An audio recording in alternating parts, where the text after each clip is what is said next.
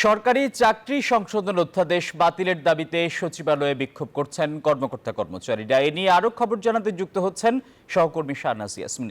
ইয়াসমিন, আজও কি সচিবালয়ে বিক্ষোভ করছেন কর্মচারীরা? এর আগে আমরা দেখেছি ঈদের ছুটির আগে লাগাতার কর্মসূচি পালন করেছেন কর্মকর্তা কর্মচারীরা। এই সংকট নিরসনের পথ আসলে কি বলছেন সংশ্লিষ্টরা?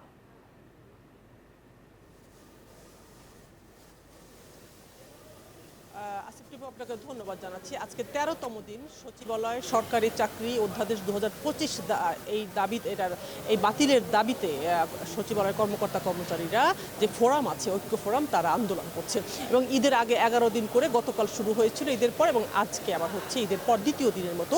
গতকাল আইন উপদেষ্টা সাংবাদিকদের সাথে বলেছিলেন, কারণ আমরা জানি যেদিন ঈদের ছুটি শুরু হয় সেদিন একটি কমিটি করে দেওয়া হয়েছিল এই সরকারি চাকরি অধ্যাদেশ বাতিল নিয়ে। একটি কমিটি আইন উপদেষ্টাকে প্রধান করে বিদ্যুৎ উপদেষ্টা, মন্ত্রিপরিষদ সচিব সেখানে আছেন, আরও 5 জন সচিব আছেন। সেই কমিটির প্রথম বৈঠক গতকাল 4টায় হয়েছিল। আইন উপদেষ্টা জানিয়েছিলেন যে তাদের যে দাবি, এই দাবিটাকে তারা বিবেচনা করছেন এবং এই অধ্যাদেশ বাতিল করার বা এটা কতটা এটার পুনর্মূল্যায়ন করা যায়, কতটা এটাকে আসলে সংশোধন করা যায়, সেটা পুনর্মূল্যায়ন বা পুনর্বিবেচনা করার সুযোগ সরকারের কাছে আছে। সরকার সেটা দেখবে। সরকার এই আইনে তারা যে আসলে আন্দোলন করছে এর বিপক্ষে না। তারপরও আজকে তারা এই কর্মচারীরা আন্দোলন বিক্ষোভ করছেন মন্ত্রিপরিষদ বিভাগের নিচে দাঁড়িয়ে। আমি একটু কথা বলতে চাচ্ছি এখানকার যিনি নেতা আছেন, যারা আন্দোলনের আসলে যারা এটাকে লিড দিচ্ছেন, তার সাথে নজরুল ইসলাম। আপনাদের আসলে পরবর্তী কর্মসূচি কি? সরকারের পক্ষ থেকে তো বলা হচ্ছে থামতে আপনাদেরকে, তাদের পরবর্তী সিদ্ধান্ত না আসা পর্যন্ত। হ্যাঁ, ধন্যবাদ ম্যাডাম। আমরা বলতে চাই যে যেহেতু একটা সরকারি একটা চাকরি অধ্যাদেশ জারি করা হয়েছে, সেই অধ্যাদেশটা নিয়ে আমাদের কোনো সমস্যা নাই, এটা তো সরকার জারি করার এখতিয়ার আছে।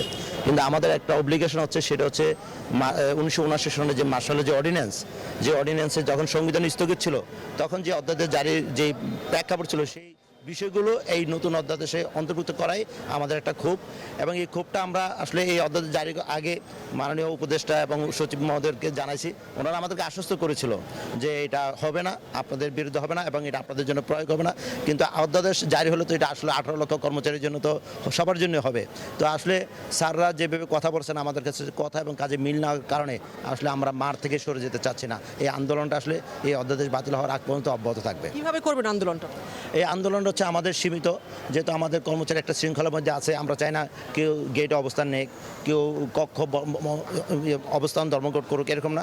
আমরা জাস্ট শান্তিপূর্ণভাবে স্মারকলিপি দেওয়ার প্রক্রিয়াটা চলছে।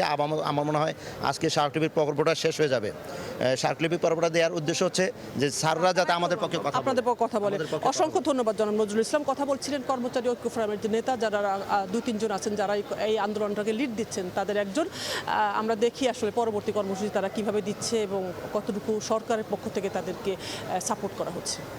শাহনাজ ইয়াসমিন, আপনাকে ধন্যবাদ। বান্ডেল থাকলে প্রতি সেনমানিতে টাকা বাঁচবে। বিকাশ সেনমানি বান্ডেল কিনে জিতুন প্রতি লেনদেনে।